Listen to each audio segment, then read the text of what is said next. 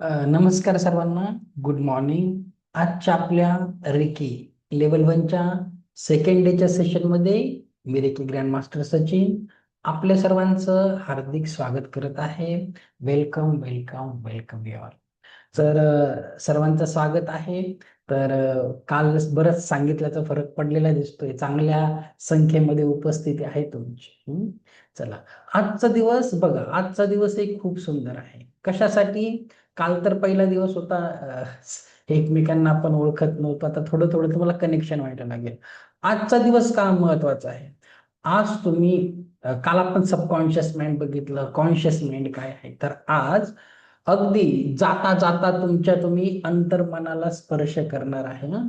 खूप सुंदर अनुभव असणार आहे आज. सगळं शिकून झाल्यानंतर आपण पास्ट लाईफ मेडिटेशन घेऊया. पण आज आपण शिकणार आहे रेकी काय असते, रेकीचा इतिहास काय आहे, 5 प्रिन्सिपल काय आहेत, का फॉलो करायचे. खूप सुंदर सेशन असणार आहे. ओके. शक्तिपात काय असतो, उद्या तुमचा शक्तिपात होणार आहे. मला आठवण द्या तुम्हाला सांगायचं टाइम टेबल वगैरे. मग आपण ते नंतर सांगेल. ओके. चला. तर आता काल थोडासा घाई गडबडीचा दिवस होता, पहिला दिवस होता. आज थोडे रिलॅक्स आहे आपण. तर आज मला सांगा. बघा, मी नाशिक वरून आहे. मला फक्त ना तुमच्या शहराचं नाव टाईप करा चॅट चॅट बॉक्स मध्ये, म्हणजे थोडंसं बोट वॉर्मअप होतील तुमच्या. तिथं फक्त ऐकत राहतं. चला, तुम्ही कुठून जॉईन आहे मला सांगा बरं, मग आपल्याला एक आयडिया येईल कुठून कुठून लोक आपल्या सेशनला आहेत. चला. Okay. Ashwini ma'am Pune, Charulata Mumbai, Panvel, Pradeep sir Thane, Varsha Nagpur, okay, Goregaon, Shilpa ma'am Sambhajinagar, Wilson ma'am वसईवरून आहे, Mumbai, okay, Nanded, Satara, Mangesh sir Sambhajinagar, Alibag, Boisar, okay, Pune, Ahilyanagar, Nashik sir, Aniket Bhosale, Nagpur, बोल. चलो, गोव्यावरून पण आहेत, नाला सुपारा, ओके. तर बघा, सगळीकडेचेच लोक आहेत, बस एवढीच लोक आहेत. तर बघा, सगळीकडेचेच लोक आहेत बघितलं. विदर्भाचे आहेत, कोकणातले आहेत, मराठवाड्याचे आहेत. तर सगळे कसे मिळून एकत्र आले आहेत. तर चांगली गोष्ट आहे. आणि मी काल काही सांगितलं होतं की एक शेतकऱ्याचा आदर्श घ्यायचा आहे. ओके. मीता मॅम क्लिअर आहे. तर सांगितलं की एक सकारात्मकतेचं बीज पेरायचं आहे, एक शेतकऱ्याचा आदर्श घ्यायचा आहे. तर जीवनामध्ये पॉझिटिव्ह पाहिजे, आनंद पाहिजे. तर तुमचा फोकस वेबिनार मध्ये पाहिजे. तर मी तर बोललो ना, गुरु माना जे सांगेल ते ऐका. तर ऐका 5 दिवस. तर आता कुणाकुणाची व्हिडिओ बनते मला बघू द्या बरं. नाही पाहिजे का पॉझिटिव्हिटी? का असे चालेल? लिंक दिसली म्हणून ओपन केली. चलो, निकिता मॅम ओपन करा. चला, Preeti ma'am very nice. Okay. काय प्रतीक्षा मॅम मस्त तर बसल्या होत्या, कशाला व्हिडिओ बंद करतात? अं? चला, माधुरी मॅम, चला, शक्य असेल तर करा. एखाद्या कामाच्या ठिकाणी तर तशी काही गरज नाही. पण तुमचं कसं लक्ष इथे असेल ना कॉन्शियसली, मग तुमचं सबकॉन्शियस माइंड चांगलं प्रोग्राम. चला, मी शिकवायला सुरुवात करतो. ओके. आजचं सेशन पण महत्वाचं आहे. तर काल आपण शिकलो थोडस. जे लोक आज पहिल्यांदा जॉईन झाले आहेत, प्लीज त्यांनी कालची रेकॉर्डिंग बघून घ्यावी. ओके. त्याच्यासाठी ग्रुपवर, व्हॉट्सअप चॅनलवर जायचं. त्याच्यावर सगळे व्हिडिओ आहेत. नॉर्मल आपल्या ग्रुपमध्ये व्हिडिओ नसणार आहेत. ओके. तर काल आपण काही शिकलो होतो महत्वाचं, फक्त तेवढं सांगतो. कारण जे लोक जॉईन झाले त्यांनी एकदा नंतरून व्हिडिओ बघून रिकॅप करा, मी सगळं परत सांगणार. काल आपण कॉन्शियस माइंड, सबकॉन्शियस माइंड काय आहे, त्याला कसं प्रोग्राम करायचं, हं? त्याला प्रोग्राम कसं करायचं शिकलो होतो. त्याच्यासाठी ॲफर्मेशन्स, व्हिज्युअलायझेशन, मेडिटेशन. तर आपण काय बोलतात त्याला, हातप्रयोग बघितला होता की ॲफर्मेशनने कसा फरक पडतो सजीव निर्जीव वस्तूवर. तुम्हाला मी काय दिलं आहे, एक पीडीएफ दिलं होतं. तर ज्याही लोकांना अजूनही पीडीएफ भेटलं नसेल ॲफर्मेशनचं, मला मेसेज करा व्हॉट्सअप ग्रुपवर, ऍडमिनच्या कुठल्याही नंबरवर. तुम्हाला हे मी देऊन टाकेल. ओके. खूप गरजेचं आहे ते. ओके. तर हे ॲफर्मेशन्स आणि आपण व्हिज्युअलायझेशन बघितलं होतं. तर आपण ॲफर्मेशन बोलता बोलता छान छान व्हिज्युअलायझेशन पण करायचं. ओके. चला, आता आजचा सब्जेक्ट आपण शिकवायला घेऊया. आता आपण रेकी शिकायला आलो आहे, बरोबर? तर आता सगळ्यात अगोदर बघा, रेकी काय आहे. तर रेकी हा एक जपानी शब्द आहे. ओके, रे म्हणजे सर्वव्यापी, की म्हणजे जीवनी शक्ती भविष्यातही. जर तुम्हाला असं रेकी रेकी रेकी बोलताना थोडस कधी कधी मनाला वाटतं हे काय बोलत आहे, हे काय आहे, तुम्ही साधं बोला की युनिव्हर्सल हिलिंग एनर्जी, जी सार्वत्रिक हिलिंग ऊर्जा आहे. जसं ऑक्सिजन सगळीकडे आहे, तो सगळ्यांना, एक प्राणशक्ती आहे त्याच्यामध्ये. नुकत्या ऑक्सिजनने तुम्ही जीवन जगणार आहे का? एक प्राणशक्ती असते त्याच्याबरोबर. तशीच ही रेकी एक प्राणशक्ती आहे, ती आपल्या प्राणशक्तीला अजून डेव्हलप करते. खूप सुंदर आहे ना. पुढे जाऊन तुम्हाला त्याचा अनुभव येणारच आहे, उद्याच येणार आहे. ओके, तर रेकी काही नाही आहे. रेकी कुठलाही धर्म, पंथ नाही. रेकीचा कुठलाही तंत्र मंत्र बरोबर संबंध नाही. ओके, त्याच्यामुळे कुठलाही ब्लॅक मॅजिक, काला जादू ह्या गोष्टी रेकीमध्ये चालत नाहीत. रेकी शिकण्यासाठी कुठलेही पूर्वज्ञान आवश्यक नाही. कुठल्याही वयोगटातील व्यक्ती, कुठल्याही धर्माचा व्यक्ती रेकीचा सराव करू शकते. तर तरी पण मी अगदी 14-16 वर्षाच्या पुढच्या मुलांनाच देत असतो अटोनमेंट, कारण ते सगळे चक्र डेव्हलप झालेले असतात. ते 7 चक्रावर उद्या आपण बघणारच आहे. आणि एकदा शिकले की आयुष्यभर उपयोगी पडणारी कला. एकदा का तुमचं लेवल 1चं अटोनमेंट उद्या झालं, आयुष्यभर त्या ऊर्जा तुमच्या बरोबर असतात. मग परत तसं कुणाकडून घेण्याची गरज नसते. पण काही लोक अशी असतात की खूप वर्षांपूर्वी करून सोडून दिलेलं असतं, सिम्बॉल्स बरोबर कनेक्शन नसतं, त्यांनी परत माझ्याकडून शक्तिपात घेतला तरी चालेल. पण ज्यांना खूप वर्ष झाली आहेत, नाही तर आता 3-4 महिने आधी कोणी माझ्याकडून शक्तिपात घेतलाय, त्यांनी उद्या आलं नाही तरी चालेल. ओके, खूपच प्रॅक्टिस सुटलंय तर ठीक आहे. तर रेकी शिकण्याचे फायदे काय काय आहेत? तर रेकी एक लाभकारी शक्ती आहे. यामध्ये कुठल्याही प्रकारची हानी अथवा रिॲक्शन होत नाही. रेकीला आपल्या हातांशिवाय कुठल्याही साधनांची गरज नाही. त्यामुळे अत्यंत सरळ प्राकृतिक उपचार पद्धत आहे. अगदी तुम्ही पुढे जाऊन रेकीला कॉल केला, पाण्यावर हात ठेवला, शरीरावर जिथे दुखतं बस, हातातून व्हायब्रेशन्स येतील. बस, इतकी सुंदर आहे. सर्वात समजायला सर्वात सोपी सुंदर मोडॅलिटी आहे. काही जास्त लक्षात ठेवायची गरज नाही. छोटी प्रार्थना असते, लगेच रेकी इन्वोक होते, पण रिझल्ट जबरदस्त असतात.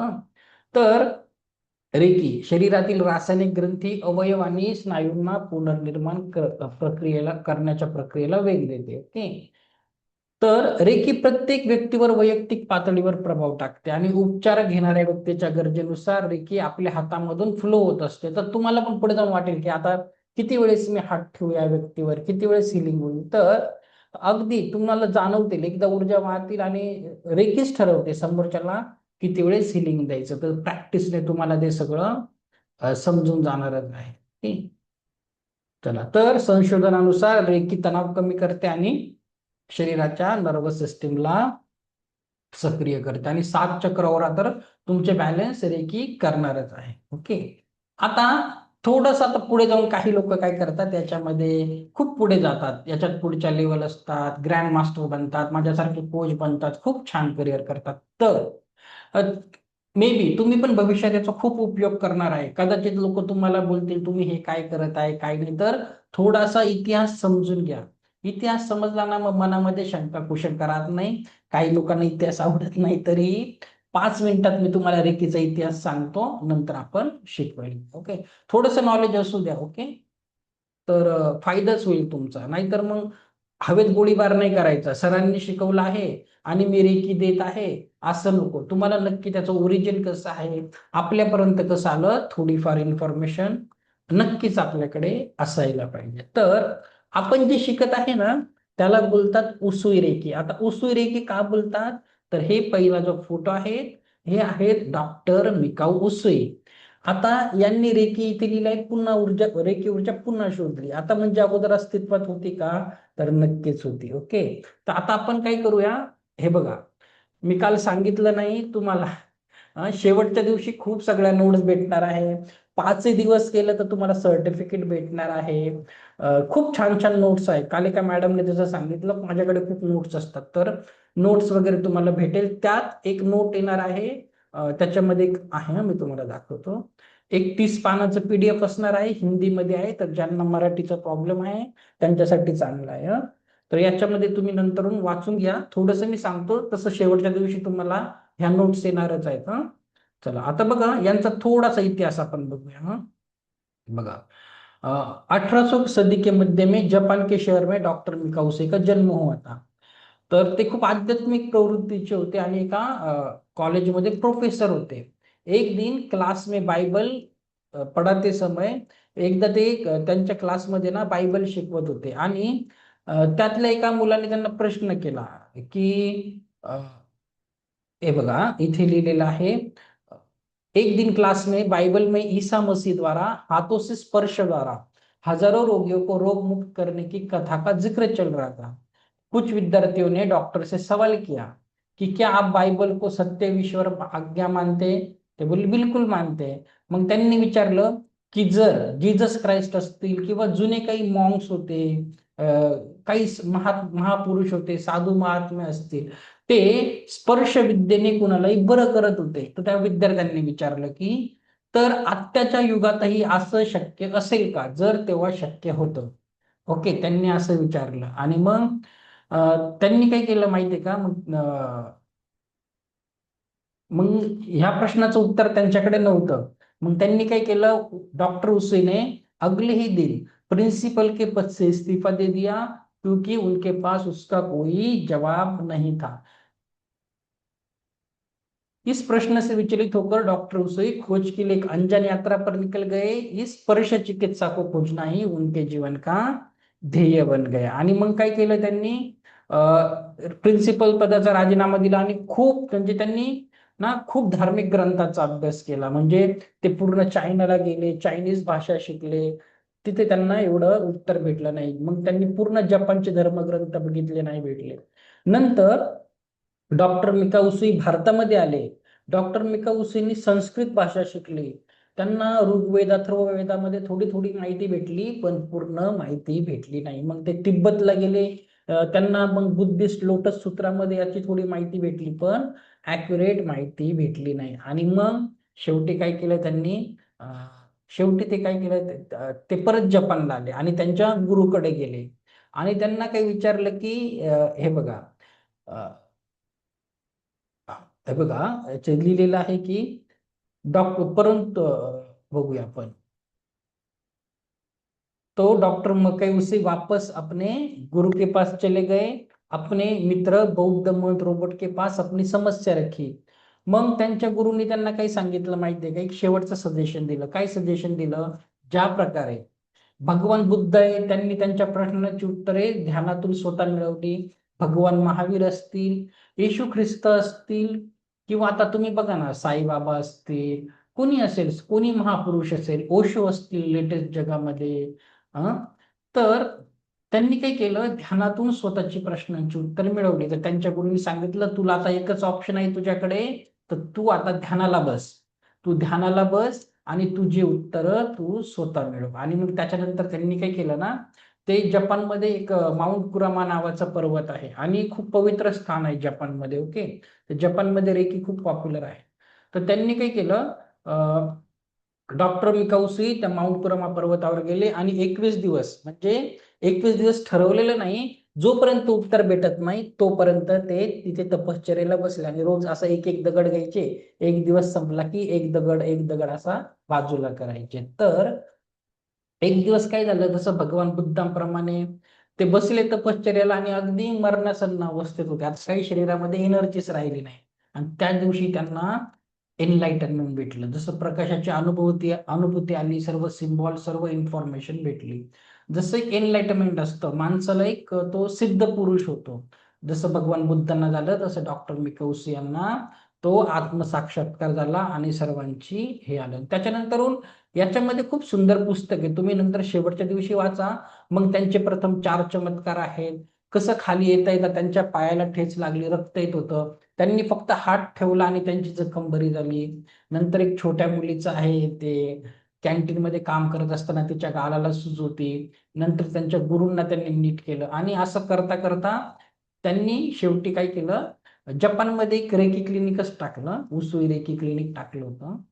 तर बघा, आणि ते तिथे, त्यामुळेच डॉक्टर मिकौसी यांना रेकी उपचार पद्धतीचे जनक मानले जाते. तर ते जपानमध्ये खूप लोकांचा उपचार करत होते. पण आता रेकी आपल्यापर्यंत कशी आली आपण बघूया हा. तर 2-3 लोकांचीच माहिती देतो. तर हे आहे डॉक्टर छिजिरो हयाशी. हे जपानमध्ये एक नेव्हल ऑफिसर म्हणून कामाला होते आणि रिटायरमेंट नंतर त्यांनी डॉक्टर मिकौसी यांच्याकडून रेकीची दीक्षा घेतली, रेकी शिकले आणि यांनी तिथे हयाशी क्लिनिक टाकलं आणि हे देखील जपानमध्ये त्या काळामध्ये खूप सुप्रसिद्ध होते, कारण फक्त ते हाताने कुणाचेही उपचार करत होते आणि त्यांनी वेगवेगळ्या टेक्निक्स डेव्हलप केल्या, सिम्बॉल, हँड पोझिशन, ज्या तुम्ही पुढे जाऊन कधीतरी शिकणारच आहे. ओके, तर यांनी केल्या. पण आपल्यापर्यंत रेकी कशी आली, तर याचं क्रेडिट जातं, हे आहे डॉक्टर हवायो टकाता. आता यांचं कसं झालं, ह्या अमेरिकन जॅपनीज महिला होत्या आणि त्यांना अमेरिकेमध्ये वास्तव्यात असताना 4th स्टेजचा कॅन्सर होता आणि ह्या ना त्या यांना हे करायचं नव्हतं, उपचार करायचे नव्हते. अमेरिकेमध्ये यांना काहीतरी नैसर्गिक उपचार प्रणाली पाहिजे होती आणि त्या काळी रेकी खूप फेमस होती. मग ते US वरून परत अमेरिकेला आल्या, जपानला आल्या, रेकी शिकली. त्यांचा तो कॅन्सर बरा झाला आणि त्या खूप प्रभावित झाल्या आणि मग यांनी डॉक्टर हयाशी यांच्याकडून दीक्षा घेतली आणि परत US ला आल्या. आणि जसं आपल्याला माहिती आहे की US मध्ये बऱ्याच देशाचे लोक एकसंगती वास्तव्य करतात, तर यांनी तिथे बऱ्याच देशाच्या लोकांना रेकी शिकवली, दीक्षा दिली आणि मग ह्या लोकांनी काय केलं, वेगवेगळ्या त्यांच्या त्यांच्या देशात जाऊन रेकीचा प्रसार केला आणि मग ह्या पद्धतीने रेकी संपूर्ण जगभर पसरली. तर रेकी बऱ्याचशा देशांमध्ये वापरली जाते. तर ही सायकल इथपर्यंतच थांबते. तर माझा कोणी गुरु असेल, त्यांचा कोणी गुरु असेल, असं गुरु करता करता ही सायकल इथपर्यंत जाऊन थांबत असते. तर खूप सुंदर आहे, हा त्याचा इतिहास आहे. हा आता हा झाला इतिहास. नंतर तुम्ही नोट्स मध्ये शेवटच्या दिवशी वाचून. ओके, चला आता बघा, रेकीचे काही प्रिन्सिपल देखील आहेत. ते आपण काय असतात बघूया. आता प्रिन्सिपल म्हणजे काय, काही नियम. आता तुम्ही कुठे बिल्डिंग मध्ये राहतात, तुमच्या सोसायटीचे पण काही नियम असतील, तुम्ही कंपनीत काम करतात, कंपनीचे काही नियम रूल्स असतात. प्रत्येक धर्माचे असतात. ख्रिश्चनिटीमध्ये आहे 10 कमांडमेंट आहे, बौद्धिस्ट धर्मामध्ये शील आहेत, वेगवेगळ्या याच्यात असतात. तसंच रेकीमध्ये देखील 5 प्रिन्सिपल आहेत आणि खूप सुंदर आहेत. बिलकुल घाबरायचं नाही, किती सुंदर आहेत आणि ते फॉलो केला तर काय फायदा होतो, मी तुम्हाला आता एक्सप्लेन करणार आहे. आणि काही आवडलं तर लाईक करा, हार्ट करा, काही करा, मेसेज करा, काहीतरी ऍक्टिव्ह राहा. नाही तर स्क्रीनवर तुम्ही झोप येईल तुम्हाला बोलून बोलून. आता सगळ्यांनी स्क्रीनकडे बघा, मी खूप महत्वाचं शिकवणार आहे. ते 5 प्रिन्सिपल का करायचे. इतिहास शिकता शिकता झोपच येते. आता ऍक्टिव्ह हा. चला आता बघा, रेकीचे 5 प्रिन्सिपल काय आहे आणि खरंच लिहून घ्या, जितकं लिहिणार तेवढा फायदा भविष्यात होणार आहे. हे रेकीचे 5 सिद्धांत आहेत. आता काय काय आहे मी एक एक करून शिकवणार आहे. ओके, तर रेकीचा पहिला प्रिन्सिपल आहे, प्लीज इंटरेस्टेड स्टुडंट असतील नक्की लिहा, नाही तर लक्षात ठेवा, खूप छान आहे, जीवनभर तुम्हाला काम माहितीला खूप सोपे आहे. तर पहिला प्रिन्सिपल आहे, just for today I will not be angry. फक्त आजसाठी मी रागवणार नाही. आता मी तुम्हाला तर खूप बोलबच्चन देतोय कालपासून, हा मी आलो मोठं करू आणि जर मी असं बोललो की मी रागच करणार नाही, असं शक्य आहे का? किंवा तुम्ही म्हटले 1 जानेवारीला समजा 2026 ला बोलले असते की मी 2026 साली रागच करणार नाही, असं शक्य आहे का? 99% इम्पॉसिबल आहे की मी याच्या पुढे रागच करणार नाही, कोणी असो. पण जेव्हा तुम्ही असं बोलतात, कुठला महत्वाचा शब्द आहे बघा याच्यामध्ये, प्रिन्सिपल मध्ये, प्रत्येक प्रिन्सिपल मध्ये, फक्त आजसाठी, just for today I will not be angry, आजसाठी मी राग करणार नाही. आता शक्य आहे का सांगा बरं? नक्की शक्य आहे. एका दिवसासाठी तर कंट्रोल ठेवू शकतो की नाही? आणि असं एक एक दिवस करता करता 21 दिवसांची जेव्हा प्रॅक्टिस होते, कारण सबकॉन्शियस माइंड प्रोग्राम व्हायला 21 दिवस तरी लागतात आणि मग तो तुमच्या जीवनाचा भाग बनून जातो. मग जीवनात कशी सिच्युएशन येऊ, तुमचं रागावर कंट्रोल राहतं. आता राग, आता राग का बरं त्या डॉक्टरांनी दिलं असेल, का महत्वाचं आहे ते आपण बघूया. सर्वांनी आता इमेज बघा, इमेज मध्ये काय दिसत आहे बघा. पहिला फोटो आहे, याच्यामध्ये एक बॉस आहे कंपनीचा, त्याने त्याच्या एम्प्लॉईवर म्हणजे त्या वर्करवर रागवलं, काहीतरी झालं असेल आपल्याला माहिती नाही, कामात चूक वगैरे झाली असेल, झालं असेल. आता ही व्यक्ती जेव्हा कामावरून घरी आली, त्याने काय केलं, तो राग कुणावर काढला, बॉसचा राग आपल्या पत्नीवर काढला. आणि त्या पत्नीने आपल्या नवऱ्याचा राग कुणावर काढला, त्यांनी रागच बालकावर काढला. काही त्याचा आता काही संबंध होता का? चांगला दिवस सगळ्यांचा खराब झाला आणि त्या छोट्या बाळाने तो राग त्याच्या छोट्याशा पेटवर काढला, त्या छोट्याशा पिल्लावर काढला. असं आपल्या दैनंदिन जीवनामध्ये होतं का नाही, मला सांगा. होतं की नाही? हं? आणि तुम्हाला मी एक रागाची डेफिनेशन सांगू का? रागाची व्याख्या माहिती आहे का? एक व्याख्या आहे, खूप सुंदर आहे. हं? ऐकायची रागाची व्याख्या काय? नीट कान देऊन ऐक. हं? राग म्हणजे काय? जर पटलं तर मग तुम्ही मला सांगा. हा सर पटतं. तर राग म्हणजे राग म्हणजे दुसऱ्याने केलेल्या चुकीची स्वतःला करून घेतलेली शिक्षा. परत सांगतो, राग म्हणजे दुसऱ्याने केलेल्या चुकीची स्वतःला करून घेतलेली शिक्षा. तुम्ही किती कंट्रोल ठेवू शकणार आहे दुसऱ्यावर, सांगा मला. तुमचे मुलं असतील, हजबंड वाईफ आहे, पण त्यांना पण त्यांची मत आहे. तुम्हाला सगळ्यावर कंट्रोल ठेवायला वाटतं, तुम्हाला खूप वाटतं सगळं परफेक्ट पाहिजे, असं तसं. पण समोरच्या व्यक्तीची काही मते असतील, नाही करत तुमच्याशी ऍग्री, बरोबर की नाही? किती कंट्रोल ठेवणार आहे बघा. तुम्ही समोरच्या व्यक्तीला ऍटलिस्ट जज करू शकतात, बोलू शकतात, पण जेव्हा तुम्ही राग पकडणार तर खूप प्रॉब्लेम होतो. तर अं, स्वतःला शिक्षा देत नका जाऊ. ओके. आणि राग खूप भयंकर आहे. म्हणजे एक क्षणाचा राग. आपल्याकडे एक म्हण आहे ना, काय म्हण आहे माहितीये का? आनंदामध्ये कुणाला प्रॉमिस नाही करायचं आणि रागामध्ये कुठलाही डिसिजन नाही घ्यायचा. आहे की नाही असं? आपल्या महाराष्ट्रात बोलतात की नाही? कुठेही बोलतात. जेव्हा आपण आनंदी असेल, कुणाला कधी प्रॉमिस नाही करायचं आणि रागात डिसिजन घ्यायचं नाही. आता सांगा मला, काल बऱ्याचशा लोकांना रिलेशनशिपचे इश्यू होते, नातेसंबंधाचे. का तुमचे नातेसंबंध खराब झाले सांगा? एक त्या रागाच्या क्षणामध्ये एक तर तुम्ही, नाही तर समोरचा व्यक्ती काहीतरी एक कटू शब्द बोललेले आहे की नाही, सांगा मला. त्याच्यामुळे नाते खराब आहेत की नाही तुमचे? पर्सनल लेवलवर आहे. परत फॅमिली फॅमिली दोन कुटुंबामध्ये काय होतं, खूप वर्षापासून संवाद नसतो आणि होतं काय, त्या कुटुंबामध्ये कोणी एक व्यक्ती काहीतरी बोलून गेलेली असते, बरोबर की नाही? अजून मी तुम्हाला एक सांगतो. अजून एक सांगतो. तुम्हाला माहितीये, जेलमध्ये जे कैदी असतात ना, कैदी, तर त्यातले 50% वरचे जे कैदी असतात, ते सराईत गुन्हेगार नसतात.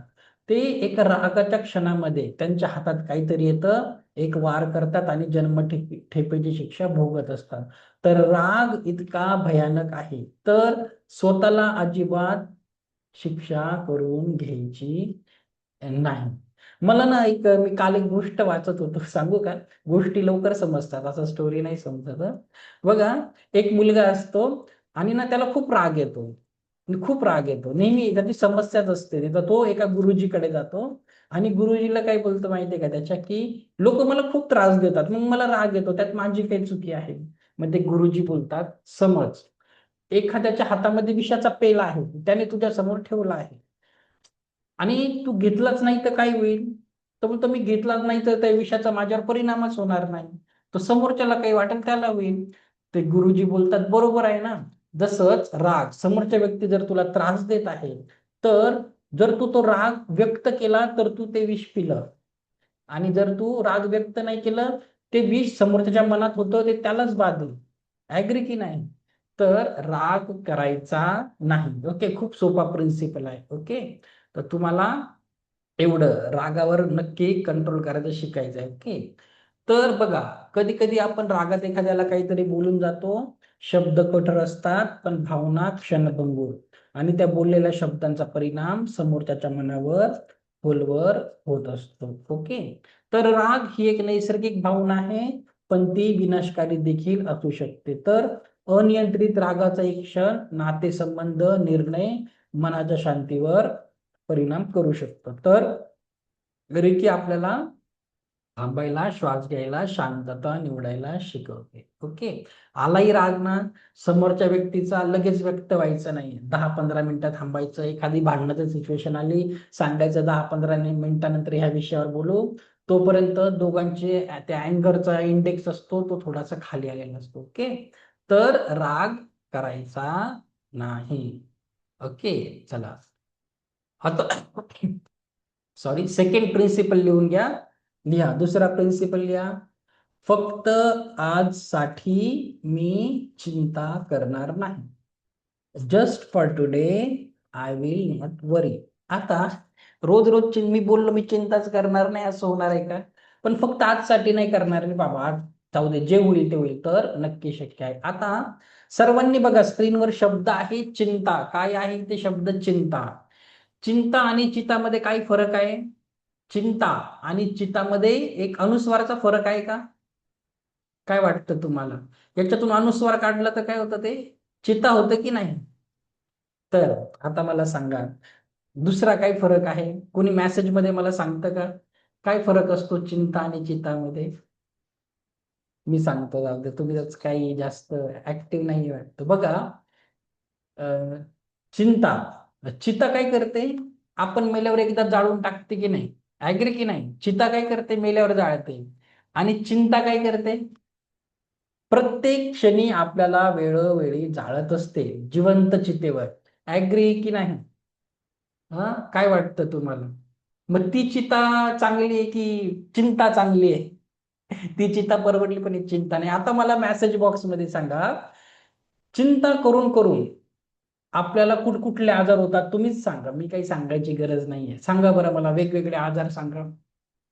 कुठकुठले होतात? बीपी होतो, ओके. अजून कुठला आजार होतो चिंता करून? शुगर होतो, ओके. BP, sugar. अजून सारखं सारखं चिंता करून काय होतं?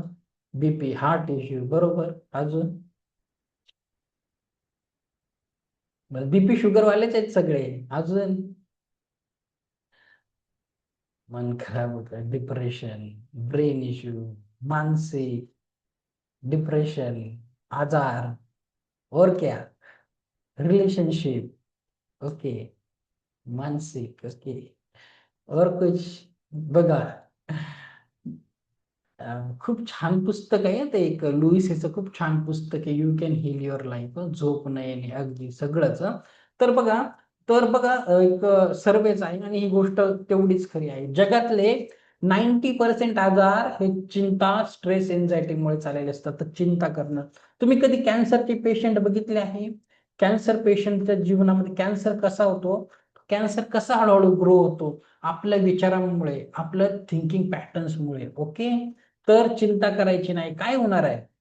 आणि खुश राहणं खूप सोपं आहे. हॅपी राहणं तर खूप सोपं आहे, फक्त ती कला शिकली पाहिजे.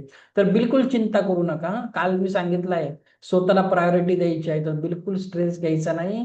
तुम्ही हॅपी राहिले, एव्हरग्रीन हॅपी राहिले, त्याचा फायदा घरच्यांनाच होणार आहे, जीवनामध्ये चांगले बदल होणार आहे. हा, तर चिंता अजिबात करायची नाही, ओके. खूप सुंदर.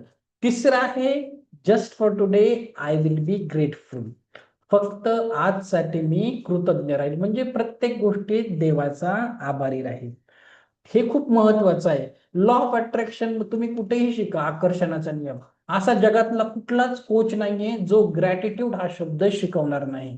ग्रेटफुल, थँक्यू राहणं खूप गरजेचं आहे. आता मी तुम्हाला, आणि जितकं तुम्ही परमेश्वराला ऍडव्हान्स मध्ये थँक्यू म्हणाल, तेवढं तुमच्या जीवनात फरक चांगले चांगले जाणवतील. आता ग्रेटफुल करायचं आहे, ते आता आपण थोडस बघणार आहे, ओके. आता मला सांगा, हा, तुम्ही एक साधं सोपं सांगत आहे. काल खूप लोकांनी मला प्रॉब्लेम सांगितले ना, हा प्रॉब्लेम, तो प्रॉब्लेम, असा प्रॉब्लेम, तसा प्रॉब्लेम.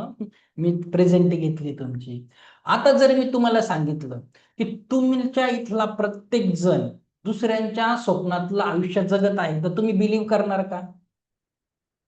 तुम्हाला असं वाटत नाही का की, का डाऊट आहे तुम्हाला असा की तुम्ही दुसऱ्यांच्या स्वप्नातलं आयुष्य जगत आहे?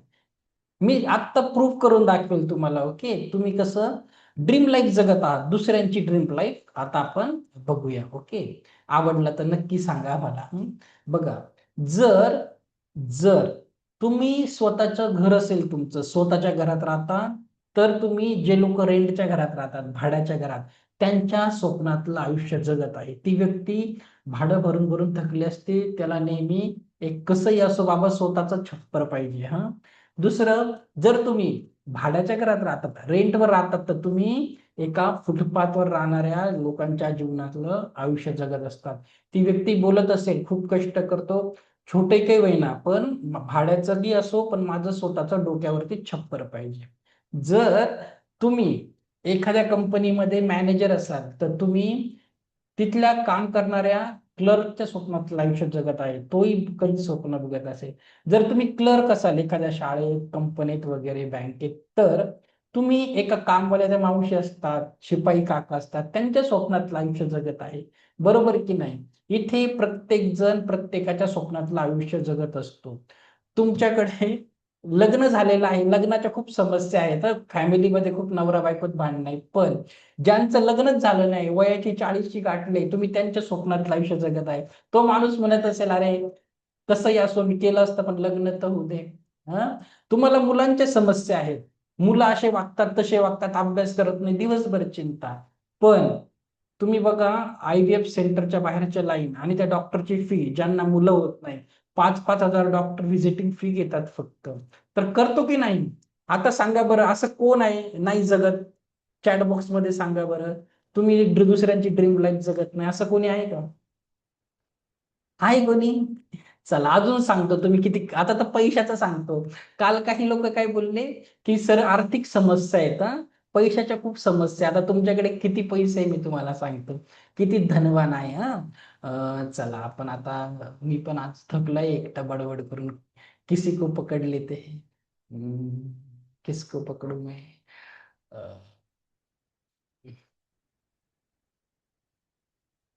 कुणाला पकडायचं? चला अश्विनी मॅमला पकडतो. हा, अश्विनी सूर्यवंशी मॅम, करा बरं unmute. नमस्कार मॅम. नमस्कार सर. नमस्कार. कुठून आहे तुम्ही? पुण्यामधून. ठीक आहे, ठीक आहे. आता बघा किती प्रॉपर्टी, मी तुमची अंदाज लावतो तुमच्याकडे घरी किती प्रॉपर्टी असेल. अं? बघा, आमच्याकडे ना एक छोटस 15 वर्षाचा मुलगा आहे, त्याला दोन्ही डोळे नाही, तर एक डोळा हवा होता, तर तुमचा एक डोळा देतात का? ते 20 लाख रुपये द्यायला तयार आहे, मदत म्हणून. एक नाही का? नाही ऐक, देत आपण. ऐका ना, त्यांचे अजून एक मुलगा आहे, त्याचाच भाऊ आहे, त्याला पण डोळा नाहीये, तुमचे दोन्ही डोळे द्या, ते 1 करोडची डील करायला तयार आहे, 1 करोड रुपये. देतात का? 1 करोड रुपये होतील तुमच्याकडे? नाही. नाही. चला, आमच्या इकडे एक माणूस आहे, त्याला दोन्ही हात नाहीये, तर एक हात देतात का तुमचा? ते 3 करोड रुपये द्यायला तयार आहे. नाही. दोन्ही हात दिले, ते तर बोलता 100 करोड द्यायला तयार आहे. सांगा आता, असं शक्य आहे का? नाही. मग तुम्ही नाही. सगळेजण कितीची प्रॉपर्टी घेऊन फिरत आहे? काय वाटतं तुम्हाला? तुमच्या पूर्ण बॉडी ऑर्गनची जर व्हॅल्यू केली, आणि बघा, कुठलाही अपयशी व्यक्ती असतो, आता कुणीही चांदीचा सोन्याचा चमचा घेऊन पैदा तर होत नाही. एखादा सक्सेसफुल असेल, आता अंबानी असतील, कुणी असेल, आधी गरीबच असतील, पण त्यांच्याकडेही तुमच्यासारखे 2 हात, 2 पाय, 2 डोळे, तसंच असेल की नाही त्यांचं बॉडी स्ट्रक्चर, फक्त त्यांची विचार करायची पद्धत वेगळी होती, म्हणून ते सक्सेसफुल झाले. भले पैशाने असो किंवा नातेसंबंधाने असो. बरोबर की नाही? तर आहे का हो. आपण गरीब? कोण आहे आता इथे नाही. गरीब? नाही ना? चला, थँक्यू सो मच. चला, आता इथे कोण गरीब आहे मला सांगा बरं, चॅट बॉक्स मध्ये सांगा. नाही, माझी व्हॅल्यूच नाही, सांगा बरं. कोणी असेल तर सांगा, 1 करोडच्या खालचं कोणी आहे का? सगळेच करोडपती दिसत आहे मला. ओके. तर काय करायचं आहे, सकाळी उठल्या उठल्या पहिला शब्द काय पाहिजे तुमचा? बघा, उठल्या उठल्या पहिला शब्द नेहमी परमेश्वराचे धन्यवाद मानायचे. कशासाठी? बघा, आज जेव्हा तुम्ही नीट थोडासा विचार करा, जेव्हा झोपेतून उठले, तुमच्या बरोबर तुमच्या घरचे सदस्य उठले की नाही? पण सगळ्यांबरोबर तसं नाहीये. काहींच्या घरचे सदस्य हॉस्पिटलमध्ये, ICU मध्ये ऍडमिट आहेत, कधी जातील भरोसा नाही. काहींचे घरचे सदस्य कुठे जेलमध्ये असतील, कोणी विदेशामध्ये अडकले असतील, पण तुम्ही किती लकी आहे. बरोबर की नाही? तर प्रत्येक गोष्टीसाठी तुम्हाला परमेश्वरला धन्यवाद द्यायचे, तर ग्रेटफुल राहणं खूप जास्त गरजेचं आहे. ओके, तर तिसरा प्रिन्सिपल फॉलो करायचा आहे. चौथा प्रिन्सिपल काय आहे? Just for today I will do my work honestly. तर फक्त आजसाठी मी माझे काम प्रामाणिकपणे करेल. काही काम असो तुमचं, बँकेत मॅनेजर असाल, बिल्डिंगचे वॉचमॅन असाल, काही असेल, सरकारी काम, प्रायव्हेट काम, छोटस तुम्ही पेंटरही असाल, तेही तुम्हाला प्रामाणिकपणे कुणाचं काम करायचं आहे. ओके, तुम्ही रिक्षा चालवत असाल, नाहीतर मॅनेजर असाल एखाद्या कंपनीमध्ये, तर अगदी जेही काम कराल अगदी प्रामाणिकपणे तुम्हाला तुमचं काम करायचं आहे. पाचवा प्रिन्सिपल आहे, फक्त आजसाठी मी प्रत्येक सजीव प्राण्यावर दयाळू राहील. म्हणजे just for today I will be kind to every living thing. तर हे बघा, हा शब्द लक्षात घ्या. भूतदया, मराठी मीडियमच्या लोकांना माहिती आहे शब्द. भूतदया हा शब्द फक्त मराठी भाषेतच आहे. तर संत परंपरांचं आपलं महाराष्ट्र राज्य आहे, खूप संत होऊन गेले. तर प्राणी मात्रांवर दया करा. तर कोणीही असेल, जनावरच नाही तर कोणी असेल, छोट्या छोट्या गोष्टीवर ऍक्ट ऑफ काइंडनेस तुम्हाला रोज जर तुम्ही केलं ना, जर तुम्हाला जर असं वाटत असेल ना की स्वर्ग कसा शोधायचा, आनंदी कसं राहायचं, तर रोज एखाद्या व्यक्तीची हेल्प करा एकदम निस्वार्थी भावनेने. आणि जेव्हा तुम्ही झोपायला जाल ना, ते आठवा, तुम्ही अगदी त्या परमसुखाने झोपणार. तर नक्की कुणा ना कुणाची मदत तुम्हाला करायची आहे. ओके, हे झाले रेकीचे 5 प्रिन्सिपल. आवडले? सोपे आहे, करू शकणार. फक्त आजसाठी रोजसाठी नाही. मी बोलत नाही सुनीता मॅम तुम्ही याच्यापुढे राग नाही करायचा. मी फक्त सांगेल की फक्त तुम्ही आजच्यासाठी राग नाही करायचा. ओके, नीता मॅम फक्त आजसाठी चिंता नाही करायची. ओके, चिंता खूप आहे, फक्त आजसाठी नाही, उद्याचं उद्यावर सोडा. ओके, आलं लक्षात? एवढं करायचं आहे. चला आता पुढचा टॉपिक आपण घेऊया. चला आता बघा, रेकीबद्दल थोडंसं बघून घेऊया. रेकीमध्ये तुम्ही आता जे शिकत आहे ते काय आहे. सध्या तुम्ही शिकत आहे लेवल 1. याला लेवल 1 म्हणतात. हे प्रवेशस्तरीय रेकी प्रशिक्षण आहे. इथे तुम्हाला रेकीचा इतिहास, स्वतःला रेकी कशी द्यायची, इतरांना कशी द्यायची, असं शिकवलं जातं. पण काही सिंबल आठवून केले जात नाही. तर तुम्ही जास्त करून स्वतःवर उपचार करायचे आहेत. आणि एकदा का तुमचा शक्तिपात झाला, रेकीच्या 10% इफिशियन्सीने तुम्ही कुणाचे उपचार करू शकता. याच्यानंतरचे लेवल असते लेवल 2. तर याच्यामध्ये काय असतं ना, या स्तरात तुम्हाला रेकीचे सिम्बॉल शिकवले जातात. वेगवेगळे सिम्बॉल असतात आणि त्याची खास बात काय असते माहितीये का? लेवल 2 मध्ये तुम्हाला डिस्टन्स हिलिंग शिकवली जाते. म्हणजे जसं व्यक्ती समोरही नसेल, शेजारच्या रूम मध्ये असेल, दुसऱ्या गावात असेल किंवा परदेशात असेल, तुम्ही एका ठिकाणी बसून त्या सिम्बॉलच्या माध्यमातून डिस्टन्सने त्याला रेकी देऊ शकतात. जसं उद्या तुमचा शक्तिपात होणार आहे, अटोनमेंट होणार आहे, तर मीच करणार आहे. तुम्ही वेगवेगळ्या ठिकाणी बसलेले, मी एका ठिकाणी बसून तुम्हाला अटोनमेंट देऊ शकतो, कारण माझ्याकडे सिम्बॉल्स आहेत. तर लेवल 2 मध्ये तुम्हाला डिस्टन्स हिलिंग कुणाचीही करता येते. ओके, तर ते लेवल 2 मध्ये शिकवलं जातं. आणि एकदा तुमचे ते 3 सिम्बॉल आठवून झाले, तर शक्तिपात झाला तर तुम्ही रेकीच्या 40+10 म्हणजे 50% इफिशियन्सीने कुणाचेही उपचार नक्की सहज करू शकतात. याच्यानंतर लेवल 3 असतो. लेवल 3 ला मास्टर लेवल बोलतात. याच्यामध्ये काय असतं, एक शेवटचा सिम्बॉल असतो मास्टर सिम्बॉल डायटोमिओ, तो अटेम्प्ट करून दिला जातो तुम्हाला. आणि विविध हिलिंग टेक्निक शिकवले जातात. त्याच्यानंतर तुम्ही रेकीच्या 100% तुमची ऊर्जा सक्रियता होऊन जाते आणि तुम्ही मास्टर हिलर होऊन जातात. कुणाचेही हिलिंग तुम्ही करू शकतात रेकीच्या पूर्ण क्षमतेने. आणि चौथा जो स्तर आहे तो लेवल 4 म्हणजे रेकी ग्रँड मास्टर. जसं मी आहे की ते टीचर लेवलचं असतं. तुम्ही दुसऱ्यांना रेकी शिकवू शकतात, प्लस अटोनमेंट देऊ शकतात, शक्तिपात देऊ शकतात. आता हा शक्तिपात काय आहे मी तुम्हाला थोड्या वेळाने एक्सप्लेन करतो. ओके, तर असे याच्यामध्ये 4 लेवल असतात आणि सिम्बॉल्स असतात. ओके, सध्या उद्या तर काही सिम्बॉल नाही देणार आहे, फक्त तुमच्या ओरा चक्रावर काम केलं जाईल. तर अटोनमेंट म्हणजे काय? तर बघा, शक्तिपात आणि अटोनमेंट हा शब्द आता समजून घ्या, जे तुमचं होणार आहे. नाही तर मग तुम्ही उद्या येऊन बसणार, मग समजणारच नाही सरांनी काय केलं. ओके, तर बघा, अटोनमेंट म्हणजे काय? प्रत्येक व्यक्तीमध्ये आध्यात्मिक ऊर्जा ग्रहण करण्याची नैसर्गिक क्षमता असते. जेव्हा आपला जन्म होतो, आपण परमेश्वर आपल्याला सर्व शक्तीने संपन्न केलेलं असतं, पण कालांतराने त्या ऊर्जा लुप्त पावतात. तर ही ऊर्जा योग्य प्रकारे संतुलित आणि सक्रिय करण्यासाठी रेकी मास्टर विशेष ऊर्जा हस्तांतरित करतो. त्याच्या दरम्यान तुमच्या चक्रावर काम केलं जातं आणि मग तुमची व्यवस्थित हिलिंग व्हायला लागते. तर आता अटोनमेंट कशी दिली जाते? आता अटोनमेंट एक पवित्र आणि शक्तिशाली प्रक्रिया आहे. तर वेगवेगळे प्रकार असतात. आता मी तुम्हाला सांगतो. आता रेकीमध्ये काय आहे? अटुनमेंट शक्तिपात प्रत्येक धर्मामध्ये कुठे ना कुठे दिलाच जातो. याला बोलतात दीक्षा किंवा त्या परमेश्वराच्या शक्तीशी तुम्हाला कनेक्ट करायचं. आता रेकीमध्ये विथ सिम्बॉल्स कुठलाही रेकी मास्टर देत असतो. तरीही तुम्हाला समजण्यासाठी मी काही एक्झाम्पल देतो. ओके, बघा, रेकीमध्ये तर तुम्हाला विथ सिम्बॉल देतात, पण सगळीकडे तसं नसतं. आता काही ठिकाणी काय करतात, गुरु शिष्यांच्या फक्त असं डोक्यावर अंग थर्ड आय चक्रावर बोट ठेवून अटोनमेंट देऊ शकतात. अजून काही पद्धत आहे, तुम्ही मॉडर्न डेज मध्ये बघितलं, तुम्हाला दोन्ही उदाहरण देतो. आता अगोदर जुनं उदाहरण बघूया.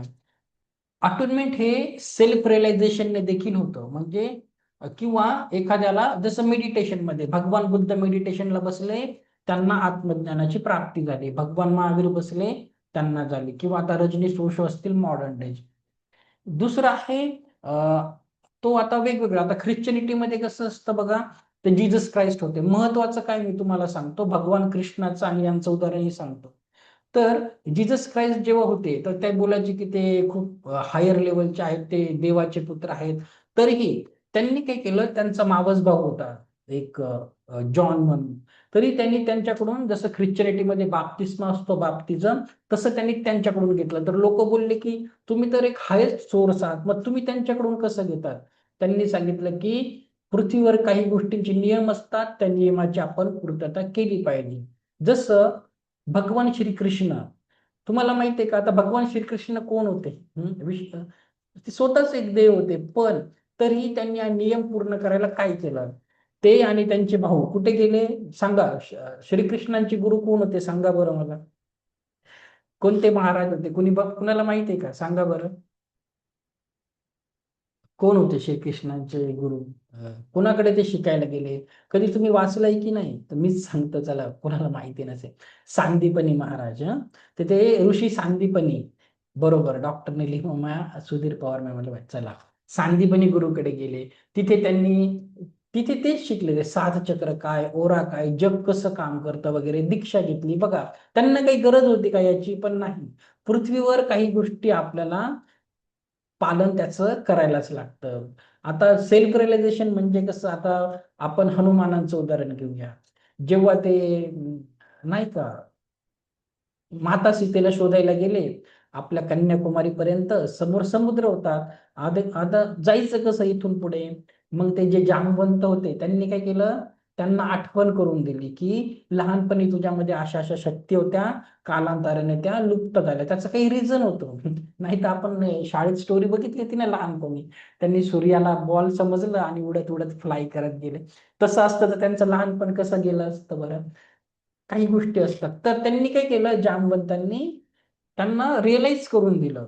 जसं स्वामी विवेकानंद आहे, त्यांचे ते गुरु होते रामकृष्ण परमहंस. अगोदर जर गुरु नव्हते, त्यांनी विचारलं की देव वगैरे असतो का?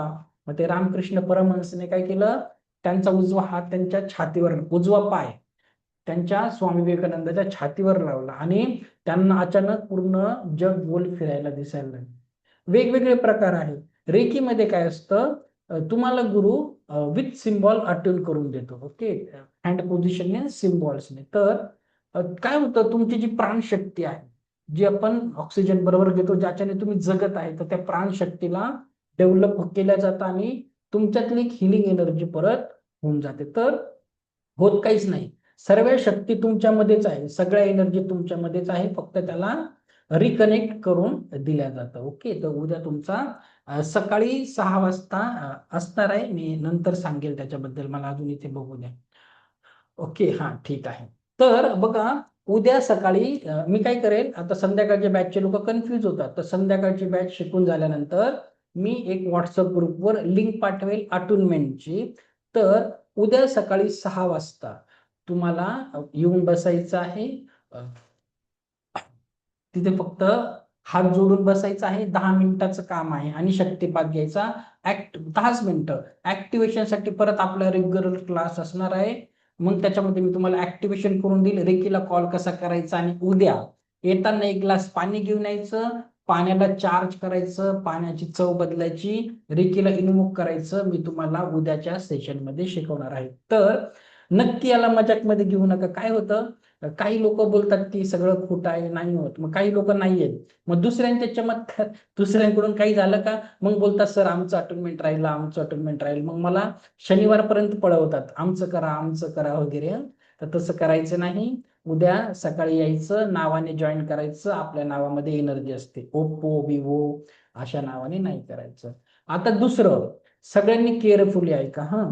जेव्हा एखाद्याला डॉक्टरला ऍडमिशन घ्यायचं असतं, मेडिकलला ऍडमिशन घ्यायचं असतं, तेव्हा बघा एक एंट्रन्स टेस्ट द्यायला लागते की नाही, किंवा एखाद्याला इंजिनिअरिंगला ऍडमिशन घ्यायचं एक टेस्ट द्यायला लागते, किंवा आता टीचर लोकांसाठी आहे टीचर एलिजिबिलिटी टेस्ट. तसं आता उद्या जर एवढ्या सुंदर सुंदर ऊर्जा घ्यायच्या आहेत, त्या रेकीच्या ऊर्जा घेऊन इतरांचे उपचार करायचे आहेत, तर छोटीशी टेस्ट तुम्हाला आत्ता द्यायला लागणार आहे. आता काय आहे ती टेस्ट बघा तुम्ही. आता मी तुमचं एक मेडिटेशन घेणार आहे. आता तुम्हाला मी दुसऱ्या भाषेत सांगतो का गरजेचं आहे. जसं मी तुम्हाला रागाची डेफिनेशन सांगितली की नाही, की दुसऱ्याने केलेल्या चुकीची स्वतःला करून घेतलेली शिक्षा, तशी एक पाप आणि पुण्याची पण एक डेफिनेशन आहे, खूप साध्या शब्दात. माझी नाही आहे. विपश्यनाला मी जायचो ना, तर डॉक्टर एस एन गोयंकाने एका प्रवचन मध्ये सांगितलं होतं, पण मला ते आवडलं म्हणून सांगत आहे. मानायचं तर माना, नाही तर तुमची मर्जी. तर काय आहे पाप आणि पुण्य, नीट ऐका हा. पाप आणि पुण्याची डेफिनेशन. पाप म्हणजे काय बघा, तुमच्या मनाने तुम्ही कुठल्याही सजीव आत्म्याच्या मनाला दुखावले, किंवा तुमच्याकडून कुठलाही सजीव आत्मा याचं मन दुखावलं गेलं, तर ते पाप आणि पापच आहे. आणि जर तुमच्याकडून कुठल्याही सजीव आत्म्याच्या मनाला शांती भेटली, आनंद भेटला, तर ते पुण्य आणि पुण्यच आहे. तर आता मी तुमचे एक पास्ट लाईफ मेडिटेशन घेणार आहे. ओके, 10 मिनिटाचं मेडिटेशन आहे. शक्य असेल तर हेडफोन घालून बसा, खूप सुंदर अनुभव येतो. तुम्ही तुमच्या पास्ट मध्ये जाऊन त्या मिस्टेक्स आपल्याला दूर करायच्या आहेत. आणि हे आहे फॉरगिव्हनेसचं मेडिटेशन. इथे तुम्हाला फॉरगिव्ह करायचं आहे, माफ करायचं आहे. ओके, कशासाठी ते तुम्हाला उद्या सांगेल, कारण तुमच्या हृदय चक्रावर काम केलं जाईल. हे मेडिटेशन करत असताना माझा व्हिडिओ बंद असेल, पण तुमचा व्हिडिओ ऑन असणं मस्ट आहे. कारण मेडिटेशन घेत असताना मी तुम्हाला रेकीची हिलिंगही देईल, तुम्हाला काही लोकांना ऊर्जा जाणवतात. ओके, तर खूप सुंदर मेडिटेशन असणार आहे. अगदी काहींचे डोळेही पानं होतात, कारण ते सगळं जुनं परत निघून येतं. ओके, तर हवं तर एक ग्लास पाणी पिऊन या. आपण 1 मिनिटात चालू करूया. तो वॉशरूमला वगैरे जायचं जाऊन या, नंतर 10 मिनिटं जाता येणार नाही. पाणी वगैरे प्या, नंतर आपण 1 मिनिटामध्ये सुरू करूया मेडिटेशन. हेच तोपर्यंत त्याच्या. आणि खरंच खूप सुंदर आहे सगळ्यांनी नक्की पार्टिसिपेट करा. बाकीचे लोक प्लीज शक्य असेल व्हिडिओ ऑन करा, जर हिलिंग वगैरे छान पाहिजे, नाही तर मग मला स्क्रीनवर तुम्ही दिसत नाही. चला, संध्या मॅम व्हिडिओ ऑन करा बरं. श्यामलता मॅम, संजीवनी मॅमला गरज नाही आहे. चला, मंगेश लोखंडे सर, प्रगती पाटील मॅम. चलो, अजून कोण आहे? Very nice. खूप सुंदर. 10 मिनिटं द्यायचे, ते 10 मिनिटं नक्की बघा, तुम्हाला तुमच्या अगदी पास्ट मध्ये नेणार आहेत आणि चुका दुरुस्त होणार आहेत. चला चला, माधुरी मॅम, श्रद्धा नार्वेकर, नेवरेकर, प्रीती कापसे, वर्षा बेले मॅम, गुरुवेश पाटील, रुपारी भारेराव, आर्या नायडू मॅम. चला, डॉक्टर निलिमा पवार. एकदा स्वतःला चान्स द्या, 10 मिनिटं. मी सांगतो म्हणून 10 मिनिट खरंच लाईफ चेंजिंग ठरतील. चला, ओके. गौतम विधाते सर, की चलो आयफोन. ठीक आहे. चलो, इकडच्या स्क्रीनवर आहेत. फंटास्टिक. चला बसून घ्या. विल्सन आयफोन, चला बसून घ्या.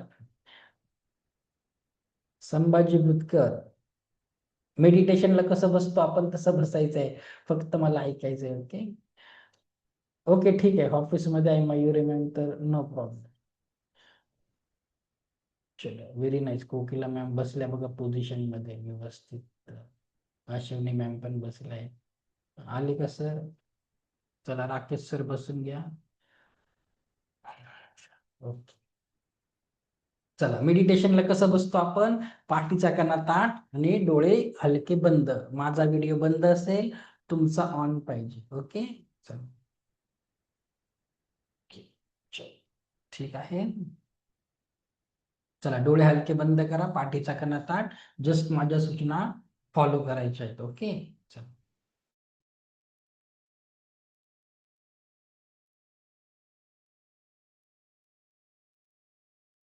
डोळे हलके बंद, पाठीचा कणा ताठ.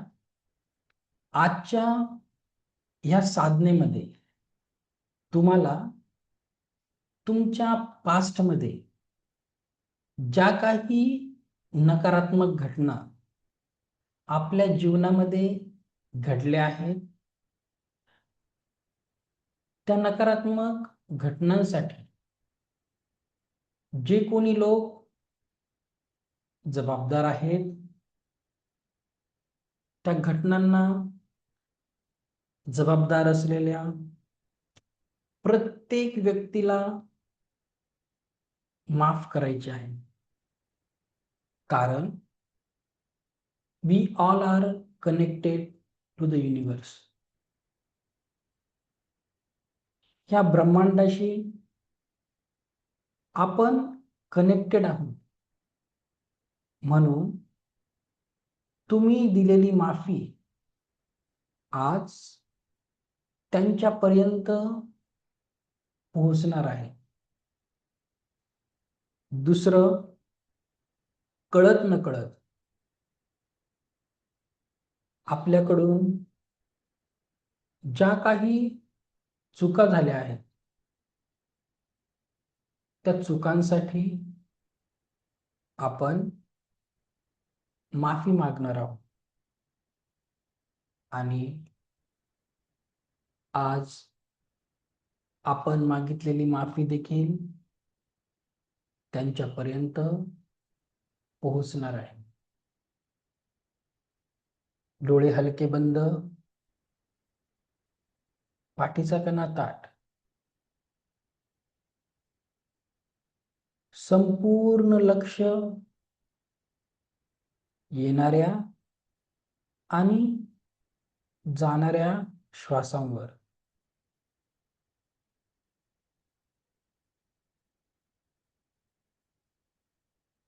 येणारा प्रत्येक श्वास आपल्याला परमसुख, समाधान,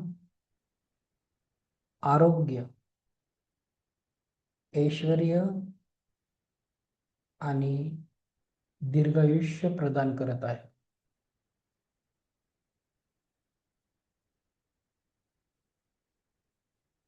आणि जाणाऱ्या प्रत्येक श्वासासोबत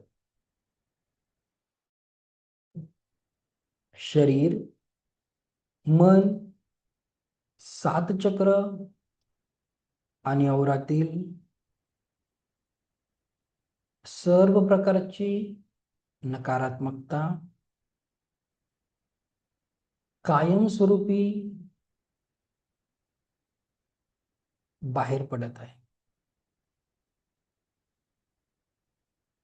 आजच्या ह्या साधनेमध्ये आपण अगदी आजपासून आपल्या जन्माच्या क्षणापर्यंत ज्याही सफरिंग आपण सहन केलेले आहे, ज्याही निगेटिव्हिटी सहन केले आहेत, त्या सर्व निगेटिव्हिटींना आपण कायमस्वरूपी डिलीट करणार आहोत. आणि मनाच्या गाभाऱ्यात जीवनातील प्रत्येक आनंद, पॉझिटिव्हिटी यालाच स्टोअर करणार आहे. चला, एका सुंदर प्रवासाला जाऊया. आत्ता ह्या क्षणापासून गेल्या 24 तासांमध्ये जेही क्षण आपण जगलो, पॉझिटिव्ह किंवा निगेटिव्ह, ह्या 24 तासांमधून काही क्षण आनंदाचे असतील, काही लोकांसोबत त्या 24 तासात काही वाईट घटना घडली असेल,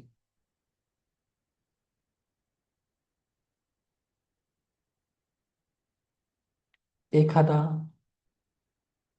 दुःखाचा क्षणही आला असेल,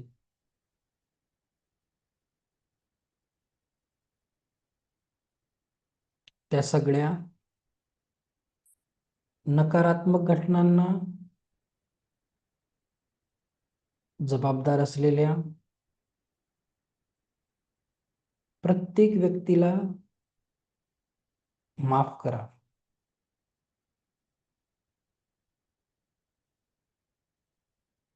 गेल्या 24 तासात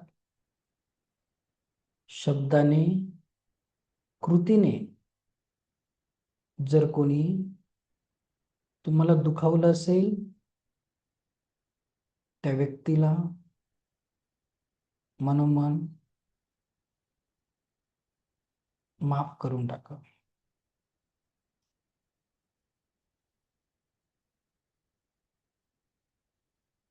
आणि जर तुम्ही शब्दांनी, कृतीने कुणाला दुखावलं असेल, तर त्याची मनोमन माफी मागा.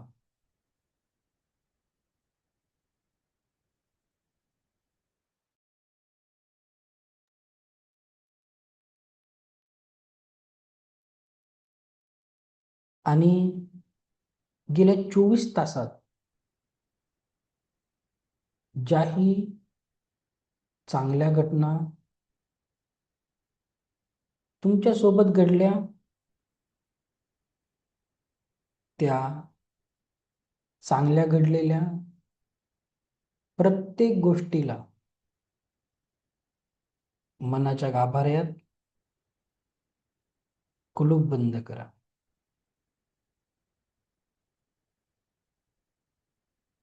आयुष्य खूप सुंदर आहे आणि आज आपण जेवढ्या सहजतेने लोकांना माफ करणार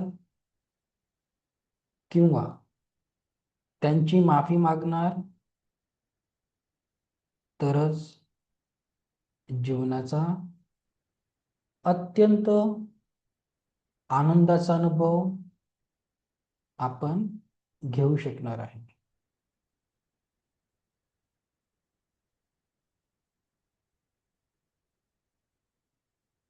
गेल्या 1 महिन्यामध्ये एका श्वासामध्ये किती क्षण असतात, तर आता गेल्या 1 महिन्याचे क्षण बघा.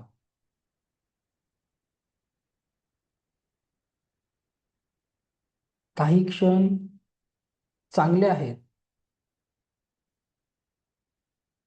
काही वाईट आहेत.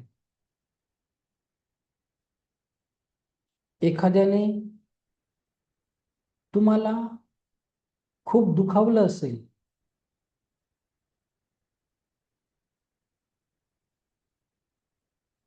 त्याचं खूप मोठ्या लेवलवर सफरिंग मनामध्ये कुठेतरी दडलेलं आहे.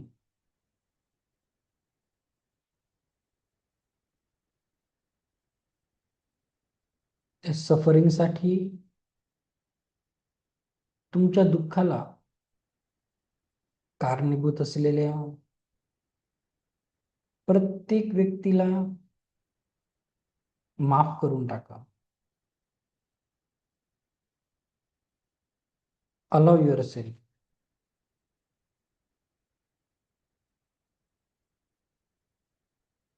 परवानगी द्या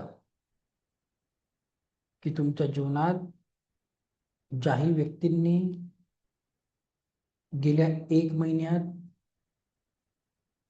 दुःख क्रिएट केलं आहे, त्याला जबाबदार प्रत्येक व्यक्तीला माफ करा.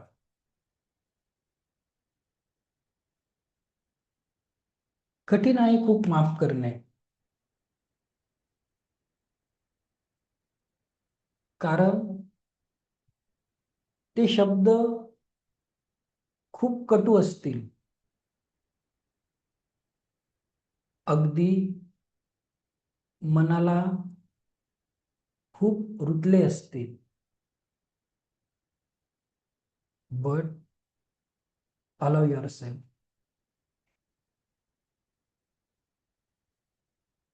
आणि गेल्या 1 महिन्यात जर तुमच्यामुळे एखाद्या व्यक्तीच्या डोळ्यात अश्रू आले असतील,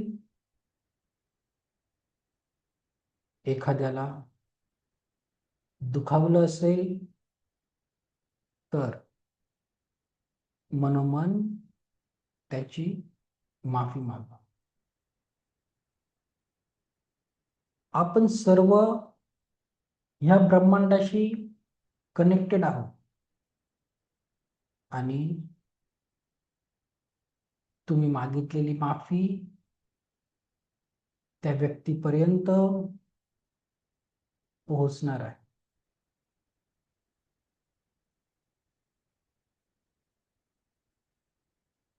आणि जीवनात गेल्या 1 महिन्यात काही दुःखच नव्हतं, तिथे आपण काही चांगले क्षण जगलो. त्या सर्व चांगल्या क्षणांना निवडून मनाच्या गाभाऱ्यात कुलूप बंद करा. त्या सर्व चांगल्या क्षणांना निवडून मनाच्या गाभाऱ्यात कुलूप बंद करा.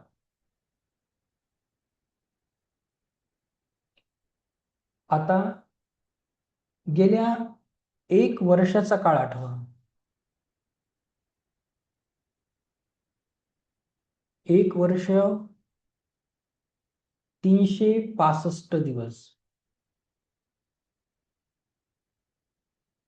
खूप मोठा काळ आहे. एका दिवसाला 24 तास असतात. 365 दिवसांच्या 24 तासांमध्ये ज्या ज्या लोकांनी तुम्हाला दुखावलं आहे, त्या सर्व लोकांना माफ करून टाका.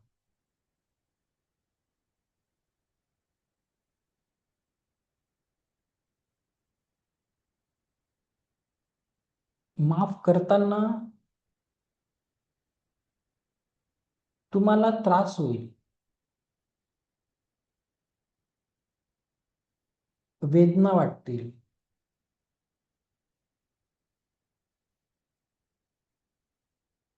नाही करू शकत मी या व्यक्तीला माफ, कारण खूप त्रास दिला आहे या व्यक्तीने.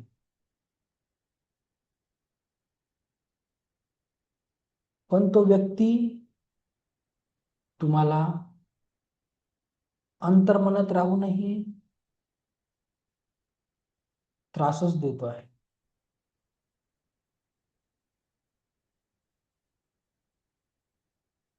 तुम्ही आज जर त्या व्यक्तीला त्याने दिलेल्या त्रासाला बाहेर काढले नाही तर ते सफरिंग आपल्या अनारोग्याचे कारण बनणार आहे.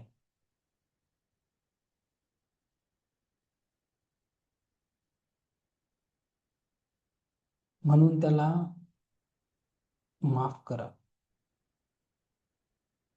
कितीही त्रास दिला असेल त्याने, शारीरिक लेवलवर, मानसिक लेवलवर, भावनिक लेवलवर,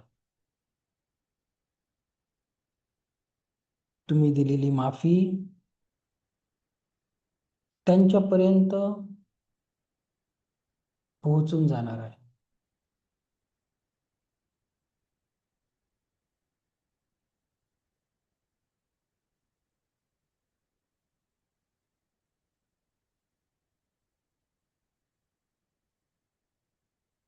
आणि कळत न कळत गेल्या 1 वर्षामध्ये आपण कुणाला दुखावलं असेल किंवा या 1 वर्षामध्ये कोणी एक जवळचा व्यक्ती आपल्यापासून खूप लांब गेला असेल, त्याची माफी मागा.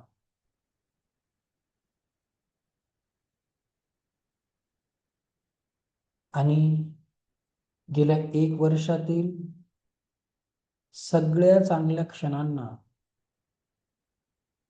मनाच्या गाभाऱ्यात कुलूप बंद करा. Allow your self.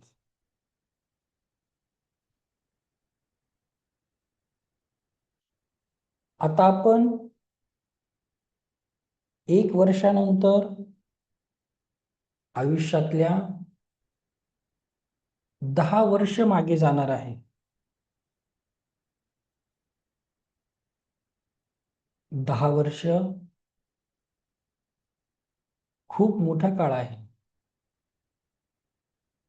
या 10 वर्षांमधल्या घटना आठवा.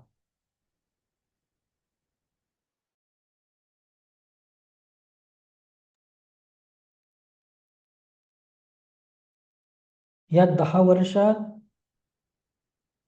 एखाद्या खूप जवळच्या व्यक्तीला तुम्ही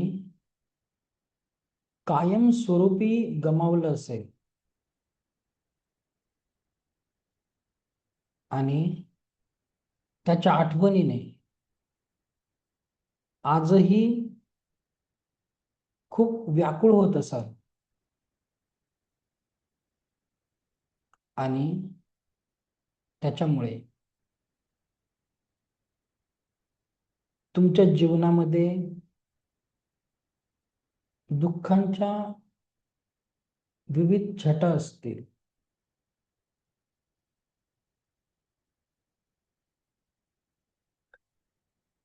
आजही त्या आठवणीमुळे, त्या व्यक्तीच्या कमतरतेमुळे तुम्ही दुःखी होत असाल. आज त्या दुःखातून बाहेर पडण्यासाठी त्या व्यक्तीच्या सगळ्या चांगल्या आठवणींना मनाच्या गाभाऱ्यात कुलूप बंद करा.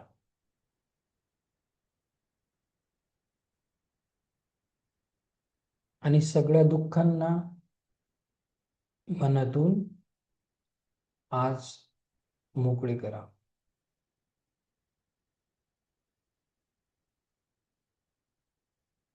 कारण हे सफरिंग, हा त्रास कुठेतरी शरीर आणि मनावर व्याप्त आहे.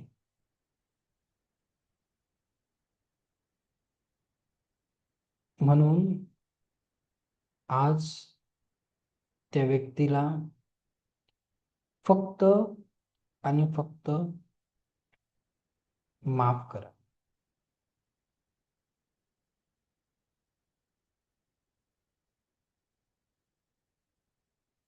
आणि जर तुमच्याकडून काही चूक झाली असेल तर त्या व्यक्तीची मनोमन माफी मागा.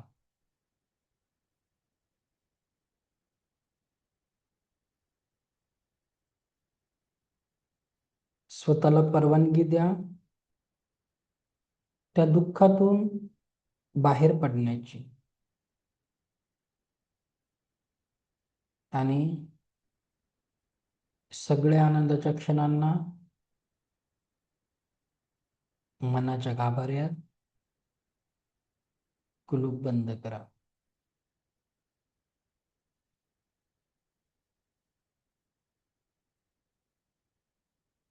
आता अगदी तुमचे शालेय जीवन, महाविद्यालयीन जीवन, स्कूल डेज, कॉलेज डेज, तुमचं करिअर आणि आत्ताच्या ह्या क्षणांमध्ये अनेक लोकांबरोबर तुमची मैत्री झाली. अनेक नातेवाईक, अनेक गोष्टी तुमच्या जीवनामध्ये सतत घडत राहिल्या.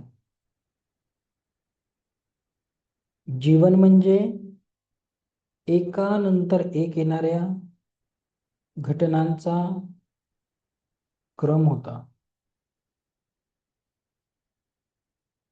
या घटनांच्या क्रमामध्ये जेव्हा जेव्हा तुम्ही दुःखी झाला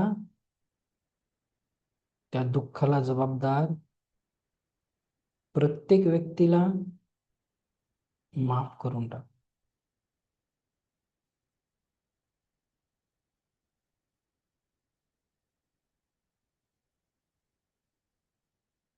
आणि या लहानपणापासून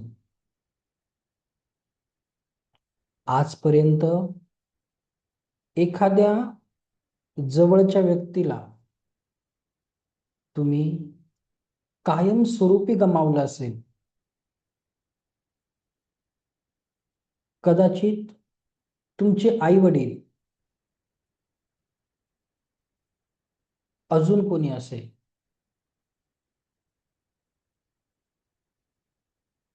खूप जवळचा व्यक्ती असेल. काही कारणाने तो खूप लांब गेला असेल.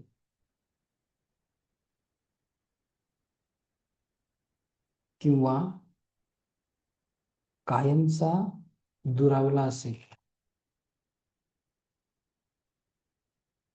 आज त्या व्यक्तीला जस्ट मनापासून थँक्यू म्हणा.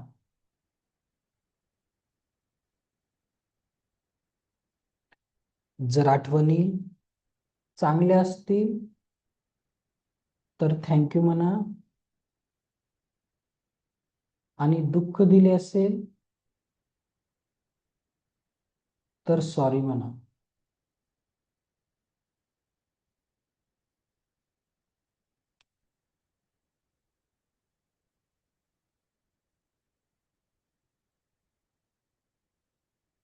आणि आपल्या मनाच्या गाभाऱ्यात त्याच्या चांगल्या आठवणी ठेवून आज त्या व्यक्तीला तुमच्या मनातून बाहेर काढा. कारण जर ती नकारात्मक ऊर्जा असेल, तुम्ही मनात नकारात्मकता ठेवाल तर पुढच्या भविष्यात आपण आनंदाचे क्षण घेऊ शकणार नाही.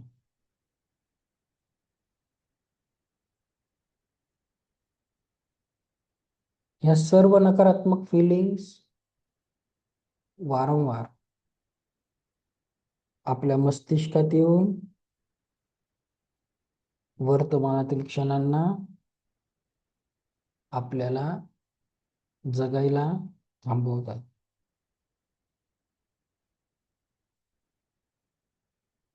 आता बघा, आपण त्या क्षणामध्ये प्रवेश करतो आहे. तो क्षण म्हणजे आपला जन्मदिवस, ज्या दिवशी तुम्ही ह्या पृथ्वीवर पहिला श्वास घेतला, ज्या दिवशी तुम्ही ह्या पृथ्वीवर पहिला श्वास घेतला, तेव्हा तुमच्या आई वडिलांनी बघा, ते छोटस बाळ हातात घेतलं आणि तुम्हाला पाहता क्षणी तुमच्या आई वडिलांना झालेला आनंद बघा. तुमच्या पहिल्या दर्शनाने तुमच्या आई वडिलांना आनंद झाला होता, तो आनंद अनुभवा. आणि त्यावेळेस ईश्वराने तुमच्या हातात एक कोरी पाटी दिली होती. तुमचं जीवन अगदी सुखाने, समाधानाने आणि आनंदाने जगण्यासाठी ईश्वराने तुम्हाला एक कोरी पाटी दिली होती. आणि आज ईश्वराने ती कोरी पाटी आता पुन्हा नव्याने तुमच्या हातात दिली आहे. त्या कोऱ्या पाटीला हृदयाशी घेऊन घट्ट पकडा. ही आज परमेश्वराने दिलेली नवी कोरी पाटी हृदयाशी घेऊन घट्ट पकडा, कारण त्यावर तुम्ही आता नव्या जीवनाचे स्वप्न लिहिणार आहे, नवीन पॉझिटिव्हिटी लिहिणार आहे आणि चेहऱ्यावर एक सुंदर स्माइल बघा. कारण स्माइल तुम्हाला तुमच्या जीवनामध्ये नवा आनंद देणार आहे, नवीन सुख देणार आहे. जणू आज तुमचा जन्म झालेला आहे. परमसुखी, समाधानी, आरोग्य संपन्न, ऐश्वर्य संपन्न जीवन जगण्यासाठी त्या ईश्वराने आज तुम्हाला नवी ऊर्जा, नवजीवन दिले आहे. Smile, smile, smile. चेहऱ्यावर एक आतून प्रकटणारे स्माइल. आजपासून या स्माइल ऊर्जेने ज्याच्याही ओरामध्ये तुम्ही प्रवेश कराल, जी ही व्यक्ती तुमच्या आजूबाजूला असेल, त्याच्या चेहऱ्यावर तुमच्या उपस्थिती मात्रेने एक सुंदर स्माइल क्रिएट होणार आहे, एक दिव्य स्माइल क्रिएट होणार आहे. Smile, smile, smile. आणि जसं आपल्या जीवनात सगळ्यात महत्वाचा दिवस आपला वाढदिवस, आपला जन्मदिवस, कारण त्याच दिवशी आपण या पृथ्वी तलाचा भाग बनलो. तर इथून पुढे आपल्या जीवनाचा प्रत्येक दिवसच आपल्याला बर्थडे सेलिब्रेट करायचा आहे. Keep smiling, keep smiling, keep smiling. हेच तुम्ही आहात. प्रत्येक क्षण स्वस्त, मस्त, जबरदस्त. आजपासून तुम्ही जिथेही जाल तिथे फक्त आनंद आहे, सुख आहे, समाधान आहे, आरोग्य आहे. Yes, you are the best, you are the best, you are the best. त्या ईश्वरानंतर स्वयं क्रिएटर तुम्हीच आहात. तुम्हीच आहात तुमच्या जीवनाचे शिल्पकार. अगदी तुम्हीच आहात तुमच्या जीवनाचे शिल्पकार.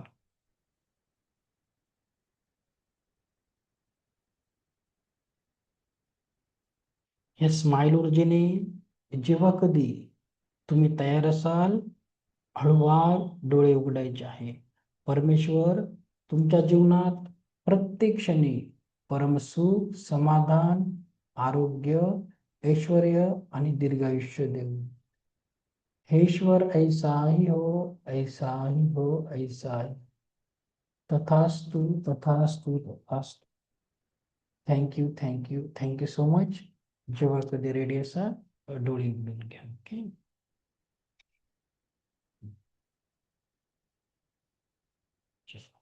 Welcome back.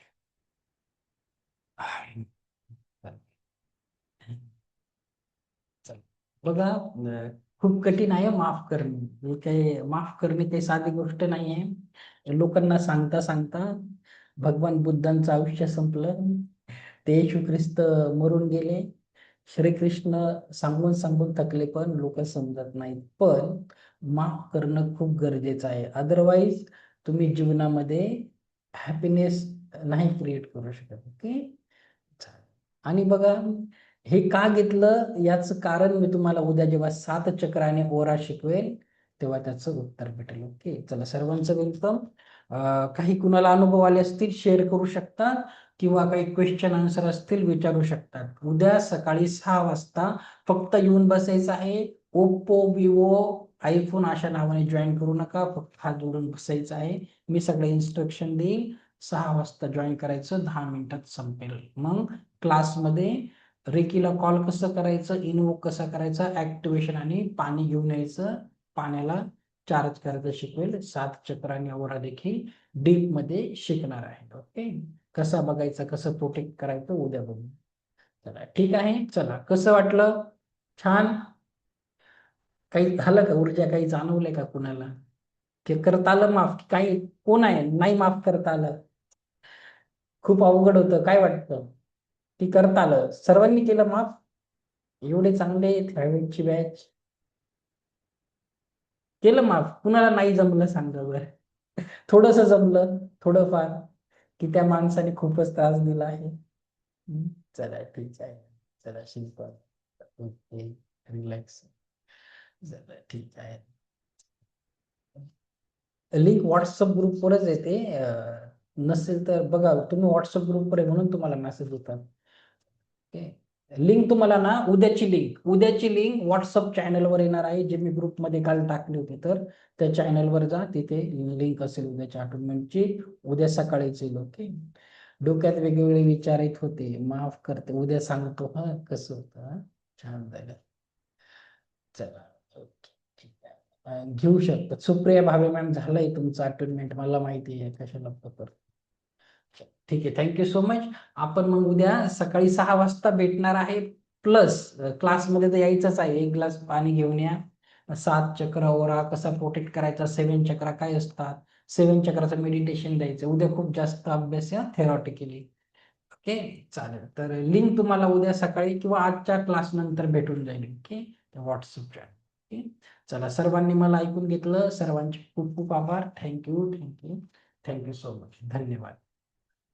आणि रेकॉर्डिंग सुद्धा युट्यूबच्या त्या चॅनलवरच आहे नंतर. थँक्यू.